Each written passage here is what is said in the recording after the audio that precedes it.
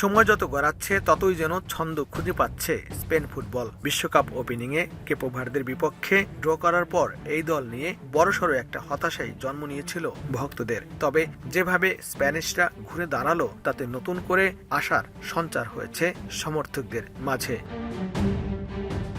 28 বছর পর বিশ্বকাপ খেলতে এসে নকআউট পর্বের প্রথম ম্যাচেই কঠিন পরীক্ষার মুখে অস্ট্রিয়া। স্পেনের গোছালো ফুটবলের সামনে খুব একটা কাজ করেনি রাফ র্যাঙ্কিংয়ের কৌশল। ম্যাচ মোমেন্টাম নিজেদের পক্ষে নিয়ে নেয়া স্পেন প্রথম গোলের দেখা পায় 39 মিনিটে। কুকুরোয়ার পাস থেকে গোল করেন ওয়েরজাবাল। লিড নিয়ে বিরতিতে যায় 2010-এর চ্যাম্পিয়নরা।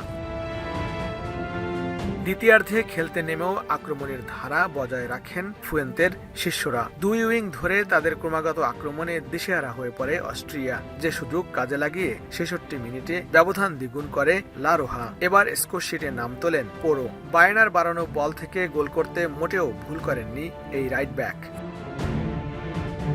2 গোলে পিছিয়ে পড়ে ম্যাচে ফেরার আর কোনো উপায় ছিল না অস্ট্রিয়ার, যদিও তারা চেষ্টা করেছে একেবারে শেষ মুহূর্ত পর্যন্ত। কিন্তু সোফাই স্টেডিয়ামে আবারও প্রথম গোলের পুনরাবৃত্তি। লেফট উইং ধরে আসা কুকুরের পাস দ্বিতীয়বারের মতো অস্ট্রিয়ার জালে পাঠান ওয়েরজাবাল। ম্যাচের বাকি অংশে কোনো চমক উপহার দিতে পারেনি অস্ট্রিয়া। 3-0 ব্যবধানের জয়ে বিশ্বকাপের রাউন্ড অফ 16 নিশ্চিত করে স্পেন। তবে ম্যাচ শেষে স্প্যানিয়ার্ডরা মাঠ ছাড়ে লামিন ইয়ামাল ম্যাজিক দেখতে না পারার হতাশা নিয়ে। পুরো ম্যাচ জুড়ে একক আধিপত্য বিস্তার করলেও লামিন ইয়ামালের গোলের প্রতীক্ষা ছিল তাদের সমর্থকরা। তবে 3 বিশ্বকাপ পরে নকআউট দিতে শেষ 16তে যাওয়াতে সমর্থকরা বেশ উল্লাসিত।